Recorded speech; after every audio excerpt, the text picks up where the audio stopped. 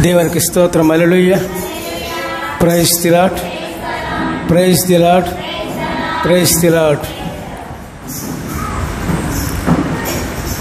వాక్యాన్ని, దేవుని వాక్యాన్ని విని దాన్ని గ్రహించగలగాలి. మరి గ్రహించడం గురించి మనం చెప్పుకున్నాం. యేసు ప్రభువు వారు 4 రకాలుగా విభజించారు. 4 రకాలు ఏంటి గుర్తుందా? దారిలో పడ్డ విత్తనం లాంటి వాళ్ళు, 2 రాతి నేలలో పడ్డ విత్తనం లాంటి వాళ్ళు, మూడవది ముళ్ళ పొదలో పడిన విత్తనం లాంటి వాళ్ళు, 4వది మంచి నేలలో పడ్డ విత్తనం లాంటి వాళ్ళు.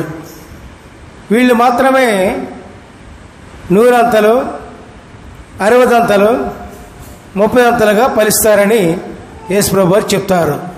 దేవునికి స్తోత్రం.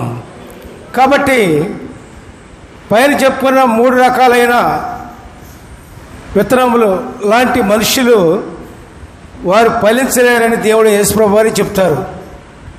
ఎందుకని? బాధలు, వ్యాధులు, కష్టాలు, ధన వ్యామోహం ఇవన్నిటి బట్టి వాళ్ళు ఫలించలేరు. మరి అందుకని దేవుని వాక్యాన్ని మనం గ్రహించితే అప్పుడు దేవుని వాక్యం వల్ల అనేకమైన మేళ్ళు మనకు కలుగుతాయి.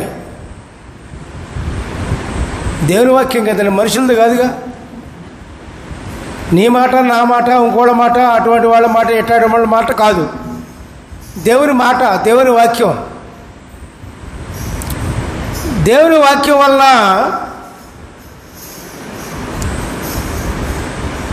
ఇక్కడ కీర్తనకారుడు ఏమని చెప్తున్నారంటే, మొట్టమొదటిగా 119వ అధ్యాయము 105వ వచనం, నీ వాక్యము నా పాదములకు దీపమును, నా త్రోవకు వెలుగునై ఉన్నది. దేవునికి స్తోత్రం. హల్లెలూయా. Praise the lord. మన పాదములకు దీపం అంట దేవుని వాక్యము.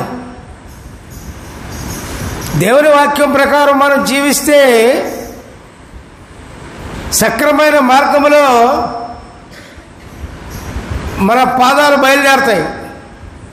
దేవుని వాక్యం ప్రకారం లేకపోతే, దేవుని వాక్యం గ్రహించకపోతే మన పాదాలు దాని ఇష్టం వచ్చిన మార్గాన్ని పోతాయి. వాటికి అడ్డు లేదు, ఏదీ లేదు. అందుకని నీ వాక్యము నా పాదములకు దీపమునై ఉన్నది అన్నారు. తరువాత నా త్రోవకు వెలుగై ఉన్నది. మనం నడిచే మార్గంలో వెలుగు జీవితం, మనకు వెలుగు జీవితం, వెలుగుమయమైన జీవితం కావాలంటే ఏం కావాలి? దేవుని వాక్యం కావాలి. దేవుని వాక్యం ప్రకారం మనం జీవించినప్పుడు, ప్రభు వాక్యం ప్రకారం మనం జీవించినప్పుడు, దేవుని వాక్యం ప్రకారం గ్రహించి జీవించినప్పుడు అప్పుడు మన జీవితము ఎట్లా ఉంటుంది? మన బాటలన్నీ కూడా, మన త్రోవలన్నీ కూడా వెలుగుమయంగా మార్చబడతాయి. దేవునికి స్తోత్రం. హల్లెలూయా. Praise the lord. ఎక్కడ చీకటి ఉండదు, ఎక్కడ చీకటి ఉండదు. దేవుని వాక్యం వెలుగు. అందుకని యేసు ప్రభువు వారు అంటారు, నేను వెలుగునై ఉన్నాను, నా యందు విశ్వాసం ఉంచువాడు, నన్ను వెంబడించువాడు ఏమవుతారు?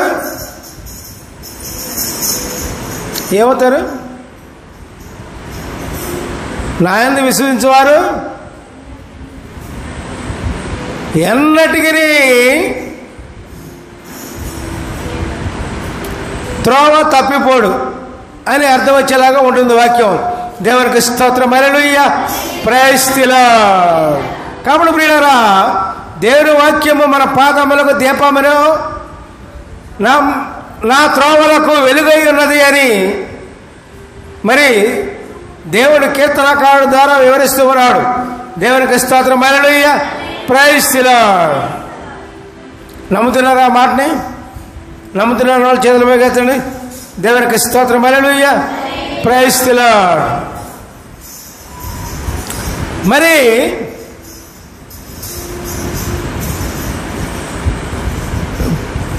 పొలం ఉంది. వర్షం పడిందా రాత్రి అమ్మ? వర్షం ఉందా? వర్షం వచ్చి మళ్ళీ తిరిగి వెనకపోతా ఏమ్మా? వర్షం పడిన తర్వాత అది వెనక తిరిగిపోద్దా? తిరిగిపోదు. అదేం చేస్తుంది?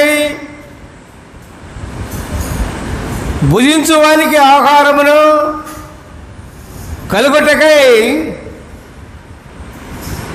అది చిగిర్చి వర్ధిల్లునట్లు చేయును. అలాగే నా నోట నుండి వచ్చు వచనములు ఉండును. హల్లెలూయా. Praise the lord. అదే చదువుకుందాం. యెషయా 55వ అధ్యాయము 10వ వచనం. వర్షము హిమమును ఆకాశము నుండి వచ్చి అక్కడికి ఎలాగూ మరలక భూమిని తడిపి విత్తు వారికి విత్తనమును భుజించు వారికి ఆహారమును కలుగుటకై అది చిగిర్చి వర్ధిల్లునట్లు చేయును. అలాగే నా నోట నుండి వచ్చు వచనములు ఉండును. దేవునికి స్తోత్రం. హల్లెలూయా. Praise the lord. దేవుని వాక్యాన్ని గ్రహిస్తే ప్రియులారా, దేవుని వాక్యాన్ని గ్రహించినప్పుడు అది మన జీవితంలో అది దేవుని కార్యం ఏదన్నా చేయకుండా ఉండదు. దేవుని కార్యం ఖచ్చితంగా చేస్తుంది. ఎప్పుడు? దేవుని వాక్యం మనం గ్రహించినప్పుడు ప్రియులారా. వర్షం వచ్చి విత్తువారికి ఆహారమును ఏ విధంగా అయితే ఇస్తుందో మళ్ళీ వెనక్కి తిరిగిపోకుండా అదేవిధంగా దేవుని వాక్యము మనకు ఏమిస్తుంది? జీవాన్ని ప్రసాదిస్తూ మనకు మంచి వెలుగు జీవితంగా మార్చడానికి అవకాశం ఉంటుంది ప్రియులారా. దేవునికి స్తోత్రం. హల్లెలూయా. Praise the lord. మరి అటువంటి దేవుని వాక్యాన్ని మనం గ్రహించగలగాలి. అప్పుడే మనము 100 60 30 మనం ఫలించగలుగుతాం. లేకపోతే ఫలించలేము. దేవుడు అక్కడ 4 రేంజ్లు ఇచ్చారు, 4 తరగతులు ఇచ్చాడు. అక్కడ అందరికీ ఒకే విశ్వాసం ఉండదు. అందరికీ గ్రహించినా కానీ అందరికీ ఆ వాక్యం ఒకేలాగా పనిచేయదు. ఎట్లాగా? కొందరు ఆ వాక్యం గ్రహించిన వారికి 100 అంతలుగా ఫలిస్తే, రెండో వ్యక్తికి 60 అంతలుగా ఫలిస్తే, మూడో వ్యక్తికి 30 మాత్రమే ఫలిస్తుంది. హల్లెలూయా. Praise the lord. కాబట్టి ప్రియులారా, మరి ఈ 3 తరగతులలో మీరు ఏ విధంగా ఉన్నారు? 100 అంతలు ఫలించే వారిగా ఉన్నారా? లేక 60 అంతలు ఫలించేలాగా ఉన్నారా? లేక 30 అంతలు ఫలించే వారిగా ఉన్నారా? చెప్పండి. మిమ్మల్ని మీరు ప్రశ్నించుకోండి ప్రియులారా. 30 అంతలు అయితే పాస్ మార్కే. కనీసం 30 అంతలు ఫలించినా వాడు పాస్ అయినట్టే. మరి చదివే వాళ్ళకి పాస్ మార్కులు ఉంటాయి కదండి. ఏమో ఉంటాయా? ఉంటాయిగా. అట్లాగే 30 అంతలు ఫలించారనుకో మీరు పాస్ అయిపోయినట్టే, దేవుని వాక్యం మీలో ఫలిస్తే. అట్లాగే 60 అంతలు ఫలించారనుకో పాస్ కంటే కొంచెం ఎక్కువ. 100 అంతలు అంటే 100 ఇంకా తిరగలేదు. ఇక మరి ఆ విధంగా మనం 100 ఫలించేలాగా మన ప్రయత్నం ఉంటే కనీసం 60 30 మనం ఫలించగలుగుతాం. అర్థమైందా? కాబట్టి వీళ్ళారా మన టార్గెట్ ఎంత ఉండాలి? 100 ఫలించాలి. నేను దేవుని వాక్యం 100 పాళ్ళు నేను నిర్వర్తించి జీవించాలి అన్న పట్టుదల మనకు ఉండాలి. అవునా? పట్టుదల ఉందా? పట్టుదల ఉన్న వాళ్ళు చేతులు పైకెత్తండి. దేవునికి స్తోత్రం. Hallelujah, praise the lord. మన ఈ లోకంలో ఉద్యోగాలు కానీ, చదువులు కానీ, పనులు కానీ ఎంత కరెక్ట్గా వెళ్తామో మనం, అదేవిధంగా దేవుడు అంటే ఆశ కలిగి, దేవుని వాక్యము పాటించడంలో ఆశ కలిగి మనం జీవించినప్పుడు మనం ఖచ్చితంగా ఈ 3 తరగతుల్లో ఏదో తరగతిలో మనం ఉంటాం. అది గుర్తుంచుకోండి పిల్లారా. కాబట్టి ఏం చేయాలి? మనం ఏం చేయాలి? దేవుని వాక్యాన్ని గ్రహించి ఫలించడం నేర్చుకోవాలి. అర్థమైంది అనుకుంటా. అర్థమైందా? హల్లెలూయా, ప్రైజ్ ది లార్డ్. మరి అంతకుముందు దేవుని వాక్యం తెలియదు మనకి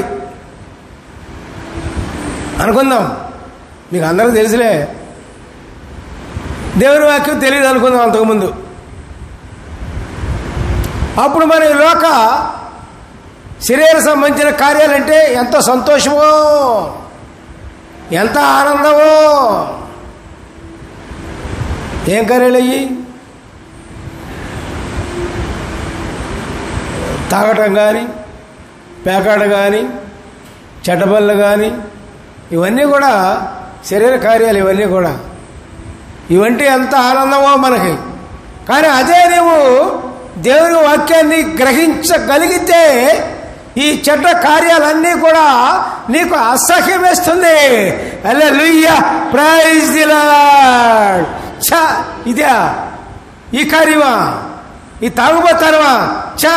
ఎంత దుర్మార్గం, ఇట్లా చెడ్డపల్లా అని మనం అసహించుకుంటాం. ఎప్పుడు దేవుని వాక్యము మనం గ్రహించినప్పుడు. దేవునికి స్తోత్రం. మనం దేవుని వాక్యం గ్రహించినంత కాలము కూడా చెడ్డ కార్యాలైనటువంటి శరీర సంబంధమైన చెడ్డ కార్యములను అసహించుకోం, ఇంకా సంతోషపడతానే ఉంటాం. ఏముంది ఆనందం? శరీర కార్యాల వల్ల ఆనందం ఏముందండి? ఏమి లేదు.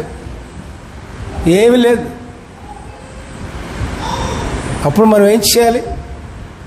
దేవుని వాక్యాన్ని గ్రహించి ఏం చేయాలి? మన శరీర చెడ్డ కార్యాలను అసహించుకోవాలి. అర్థమైందా? సరే అన్నవాళ్ళు చేతులు పైకెత్తండి. హల్లెలూయా, ప్రైజ్ ది లార్డ్. అదే ఇక్కడ చదువుదాం. కీర్తన 119వ అధ్యాయము 104వ వచనం. నీ ఉపదేశము వలన నాకు వివేకం కలిగెను, తప్పుడు మార్గములన్నీ నాకు అసహ్యములాయెను. హల్లెలూయా, ప్రైజ్ ది లార్డ్.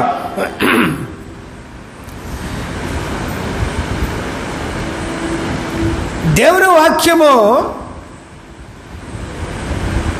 మనలో ఉన్నప్పుడు, గ్రహించినప్పుడు వివేచన కలుగుద్ది. ఇక్కడ కదా వివేకం అంటే ఇది మంచి, ఇది చెడు అనే జ్ఞానం.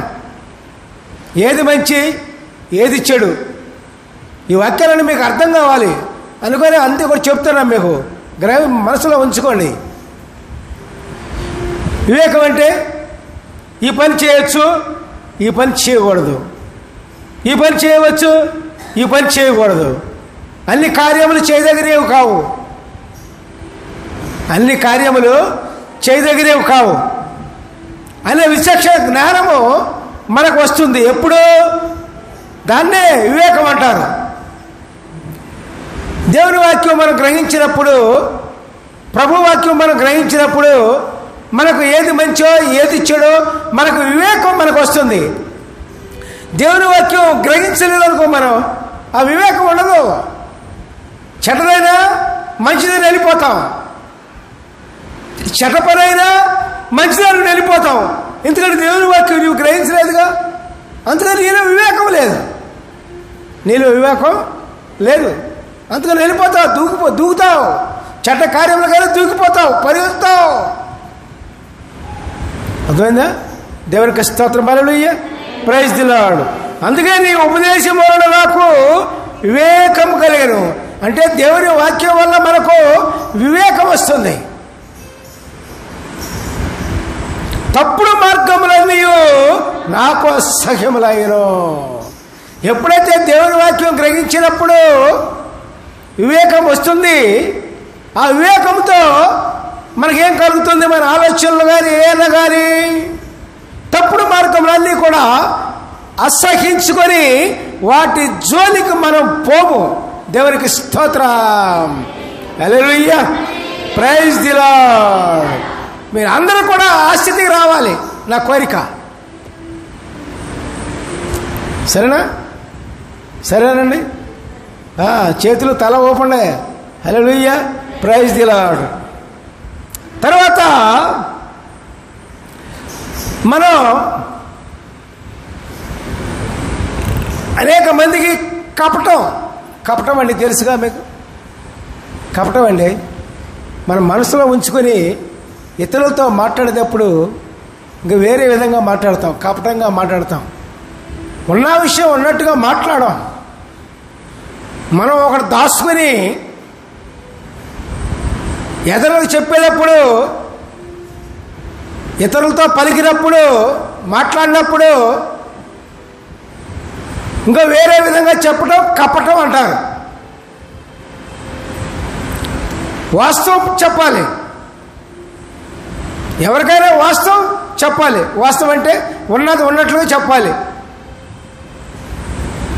అదే ఇక్కడ చెప్తూ ఉన్నారు. ఇక్కడ దేవుని వాక్యం గ్రహించినప్పుడు ఏం జరుగుతుంది? కీర్తన 119వ అధ్యాయము 29వ వచనం, కపటపు నడత నాకు దూరము చేయము, నీ ఉపదేశమును నాకు దయచేయము. హల్లెలూయా, ప్రైజ్ ది లార్డ్.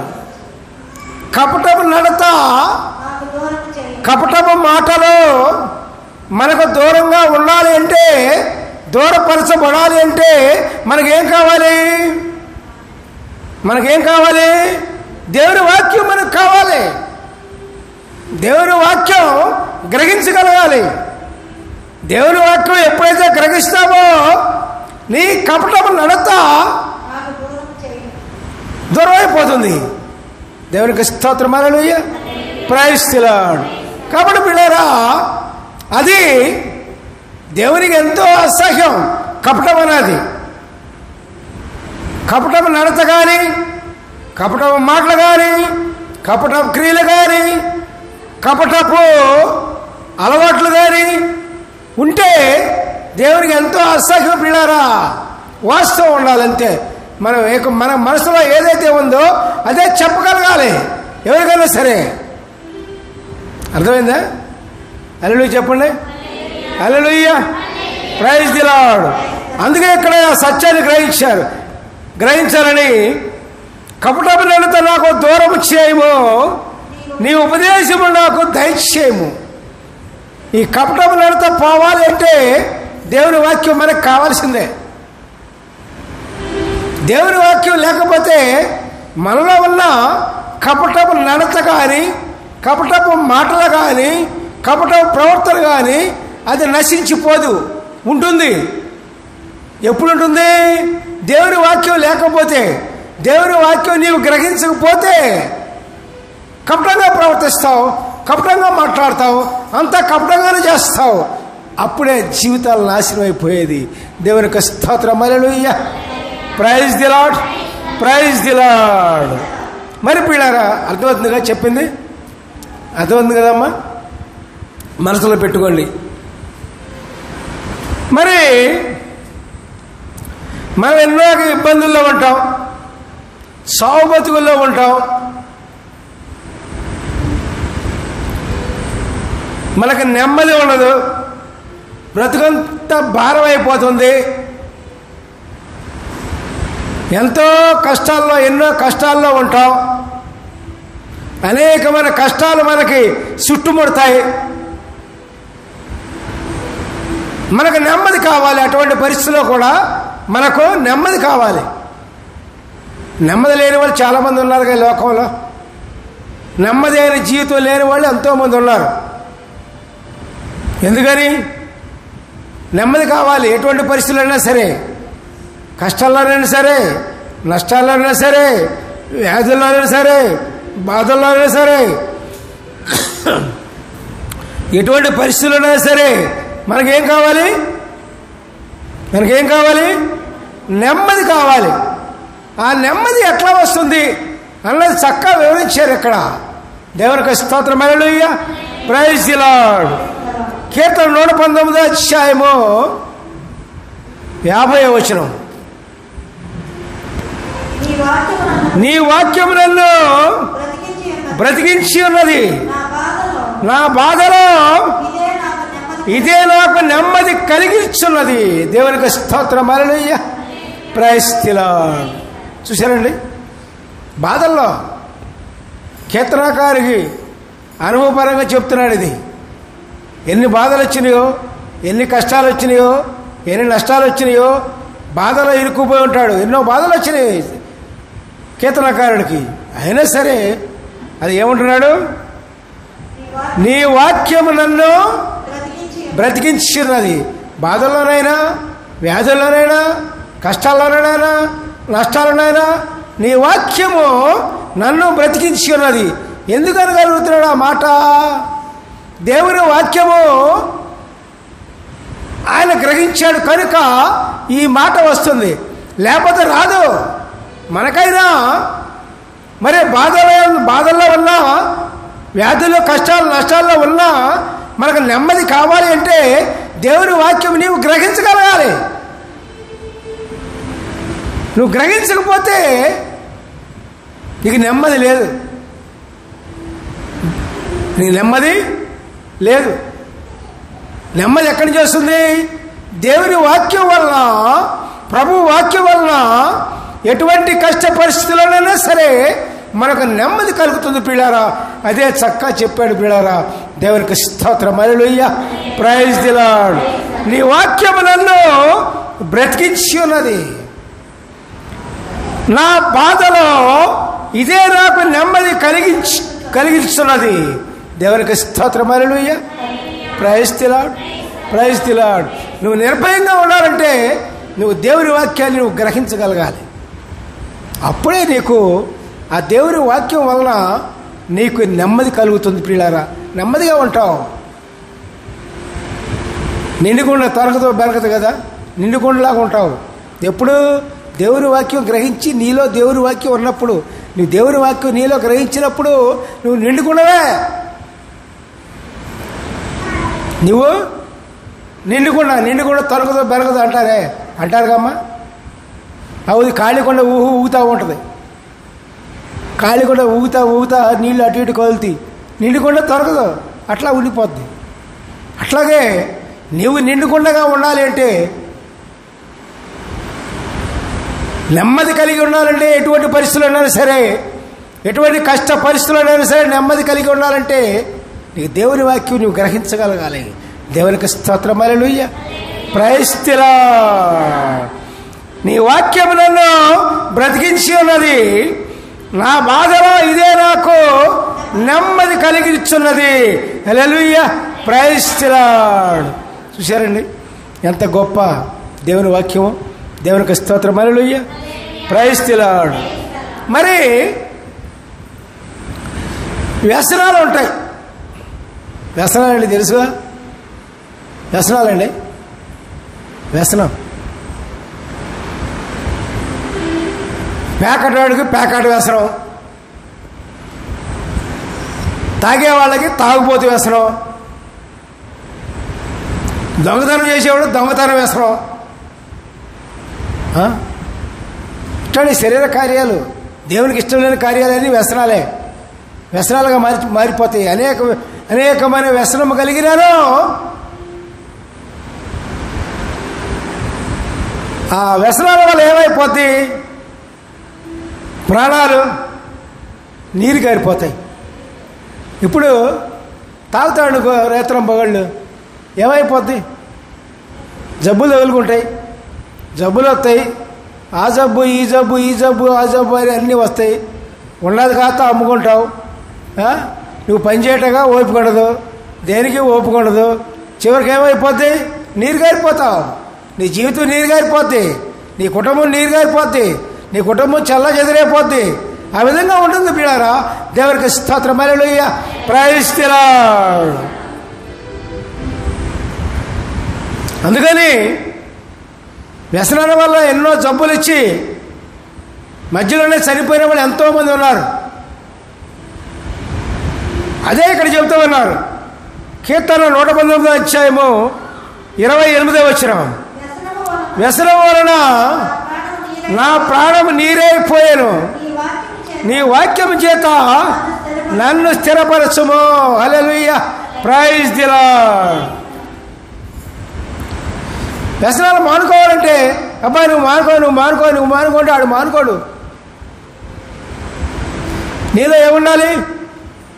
నువ్వు బాగా ప్యాకెట్కి అలవాటయ్యావు, తాగుడుకి అలవాటయ్యావు, చెడ్డ పనులకు అలవాటయ్యావు.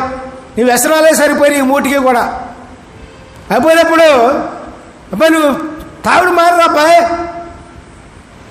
నీ చెడ్డ పనులు మాను అంటే మనం చెప్తే మానుతాడా? ఎవడే ఏమ్మా మానుతారా? సత్యం మానడు. ఎప్పుడు మానుతాడు?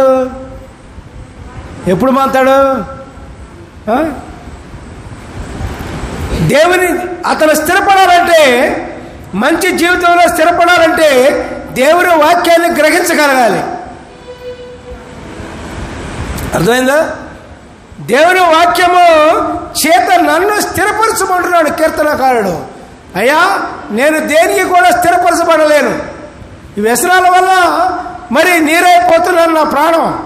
కానీ నేను స్థిరపడాలంటే నీ వాక్యాన్ని నాకు ఇయ్యి, నీ వాక్యం నాలో స్థిరపరచు. అర్థమైందా?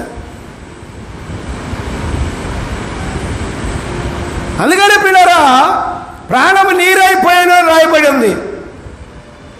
ఇట్లా వ్యసనాలకు లోనయ్యి కుటుంబాలను పోగొట్టుకొని కుటుంబాలు చల్లా చెదిరైపోయి ఎందుకు పనికి రాకుండా ఉన్న వాళ్ళు ఎంతోమంది ఉన్నారు పిల్లారా. దేవునికి స్తోత్రం. ఆ వ్యసనాల బలానికి తిను ఎవరొద్దు అంటారు? ఆ వ్యసనాల బదులు వాటి ఖర్చు పెట్టే డబ్బుల బదులు నువ్వు కావాల్సి తినే వస్తువులు మంచి ఆహారం తిను కొనుక్కొని, దానికి ఎవరు కాదు అంటారు? నీ కష్టార్థం అంతా కూడా నీ వ్యసనాలకు పెడితే మిగతాది తినేదేముంది? తినేదేముండదు. మనం పస్తులుంటమే, రెండోదేముండదు. కాబట్టి వ్యసనాలు అంత తేలిగ్గా మారవండి. ఏం కావాలి? ఎవరు కావాలి చెప్పండి? ఇప్పుడు చెప్పాక ఏం కావాలి? దేవుని వాక్యం చేత స్థిరపరచబడాలి. దేవుని వాక్యం చేత స్థిరపరచబడాలి మన జీవితం. పేకాడ వ్యసనం నుంచి మనం స్థిరపరచబడాలంటే మనం దేవుని వాక్యం గ్రహించగలగాలి. ఎప్పుడైతే దేవుని వాక్యాన్ని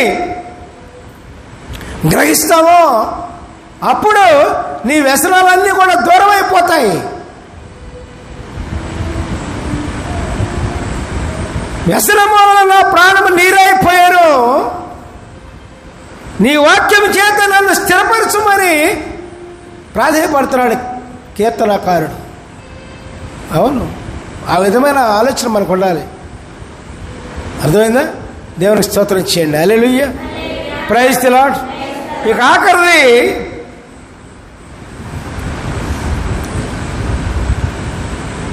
మనం బ్రతకాలి ఎల్లకాలం. ఎల్లకాలం అంటే భూమి మీద కాదండు, భూమి మీద పోతారు ఎల్లకాలం. ఏమ్మా భూమి మీదే ఉందామని ఉందా మీకు? బాధల్లో, వ్యాధుల్లో, కష్టాలు, నష్టాలు ఇవన్నీ పడుకుంటా భూమి మీద ఉందా? భూమి మీద ఏం సుఖం ఉంది? ఏం లేదు. అసలైన సుఖం ఎక్కడ ఉంది? ఎక్కడ? దేవుని రాజ్యంలో. దేవునికి స్తోత్రం. అందుకని చనిపోయే స్థితిలో మనం ఉన్న రోగం చేత కానీ దేని చేత కానీ మన చనిపోయే స్థితిలో చావు బ్రతుకుల్లో మనం ఉన్నప్పుడు ఇక్కడ కీర్తనకారుడు ఏమని ప్రార్థిస్తున్నాడంటే చూడండి, ఇక్కడ కీర్తన 119 అధ్యాయము 25వ వచనం. నా ప్రాణము మంటిని హత్తుకొని ఉన్నది, నీ వాక్యము చేత నన్ను బ్రతికించుము. హల్లెలూయా, ప్రైజ్ ది లార్డ్. మనం సజీవ లెక్కలో ఉండాలి అంటే, సజీవంగా ఉండాలి అంటే దేవుని వాక్యం చేత స్థిరపరచాలి. దేవుని వాక్యం చేత మన బ్రతుకు రావాలి. మంచి బ్రతుకు కావాలంటే దేవుని వాక్యమే మనకు ఆధారపడారా. అందుకని దేవుని వాక్యాన్ని విన్నప్పుడు దాన్ని గ్రహించగలగాలి. దేవుని వాక్యాన్ని విన్నప్పుడు దాన్ని గ్రహించగలగాలి. ఎప్పుడైతే గ్రహిస్తావో అప్పుడు ఏముంది? ఎంత బాధల్లో ఉన్నా, ఎంత అసౌకర్యంలో ఉన్నా నీ వాక్యం చేత నన్ను బ్రతికించుమని ఆయన అడుగుతున్నాడు కీర్తనకారుడు. ఎంత బాధలో ఉన్నాడు? అనేకమైన బాధల్లో ఉండి ఉండొచ్చు. అయినా దేవుణ్ణి వదిలిపెట్టలా. భక్తులందరూ కూడా అంతే. దేవుని వదిలిపెట్టరండి ప్రియులారా. దేవుని వదిలిపెడితే బతుకుపోయినట్టే. దేవుని వదిలిపెడితే బతుకుపోయినట్టే, ఏమీ లేదు. దేవుని వాక్యం అంటే ఎవరు? అక్కడ దేవుని వాక్యం అంటే ఎవరు? యేసుప్రభు వారికి దేవుని వాక్యం అనే పేరు కూడా ఉంది. హల్లెలూయా, ప్రైజ్ ది లార్డ్. దేవుని వాక్యం అనే పేరు ఉంది. దేవుని వాక్యం అంటే ఎవరండి? యేసయ్యే దేవుని వాక్యము. దేవుని వాక్యమే యేసయ్య. యేసయ్య లేకపోతే మన జీవితం లేదు. యేసయ్య లేకపోతే మన బ్రతుకు లేదు. యేసయ్య లేకపోతే సంతోషం లేదు. యేసయ్య లేకపోతే ఆనందం లేదు. యేసయ్య లేకపోతే మనకంతా దరిద్రమేనండి. దేవునికి స్తోత్రం చేయండి. Hallelujah, praise the Lord. నేను అనుభవించి చెప్తున్నా. దేవునికి స్తోత్రం. Hallelujah, praise the Lord. ప్రార్థించుకుందాం. ప్రభు మీ పాదాలకు వందనములు, స్థుతులు, స్తోత్రములు. పరిశుద్ధుడా మీకు వందనములు, పరిశుద్ధుడా మీకు స్తోత్రం ప్రభు. పరమోజుడా మీకు వందనములు, పరమోజుడా మీకు స్తోత్రం ప్రభు. అయా కూడుకుని వచ్చిన బిడ్డలందరినీ మీ పాదాల ముందు పెట్టించినాం ప్రభు. బిడ్డలపై మీ కష్టం ఉంచి ప్రభు మీ యొక్క వాక్యాన్ని ప్రభు గ్రహించి మంచి మార్గంలో జీవించడానికి మీరు అవకాశం దయచేయమని ప్రార్థన అంతయు యేసు ప్రభు దీవెనను బ్రతులాడుకుని అడుగుతున్నాము తండ్రి. సమస్త మహిమగంతా ప్రభావాలు మీ యొక్క నామానికే చెందిన. Hallelujah, praise the lord, praise the lord, praise the Lord. మీ అందరికి వందనాలు. దేవునికి స్తోత్రం. Hallelujah, praise the lord.